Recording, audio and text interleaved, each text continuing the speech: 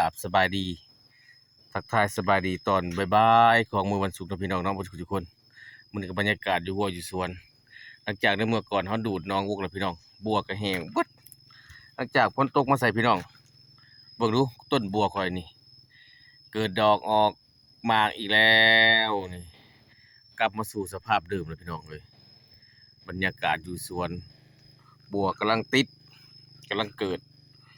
ผู้ใดจะได้หนอนแนวมาเอาเด้อพี่น้องเด้อไปปลูกเด้อปลูกอยู่หัวอยู่สวนอยู่ไร่อยู่นาพอได้กินหมากคายดอกก็ได้พี่น้องอันนี้คือบัวหลวงนี่เป็นดอกแล้วได้นี่นะบรรยากาศทุ่งอยู่ท่าพี่แหละหน้าคู่เขาพี่แหละเมื่อก่อนก็เอาบัวมาอันนั้นมาปลูกพี่น้องว่าไปน้อง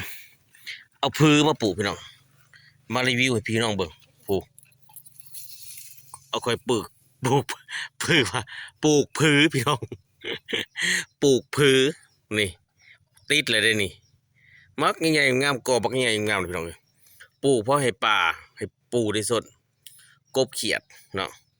เขาจะปลูกไปตามเข้มนองแบบนี้แหละปลูกไปตามนี่ฮอดพุ่นละบางต้นกับเป็ดแหบพี่น้องเลยเป็ดกระลายในสวนนี่ก็ได้แต่ว่าเป็ดเป็นยังเพิ่นบ่กินบัวนี่จะให้เพิ่นกินบัวอันเบิดนี่นะนี่บรรยากาศอยู่สวนแต่ว่าสิเอาปลามาปล่อยกันยังบ่ได้ปล่อยพี่น้องเลยยังบ่มีเงินยังหาเงินซื้อลูกปลามาปล่อยบรรยากาศน้ำใสคักพี่น้องใสเย็นฝากกดไลค์กดแชร์กดติดตามส่องให้เด้อพี่น้องเด้อเพื่อสั่งหาเงินในอากาศเลยพี่น้อง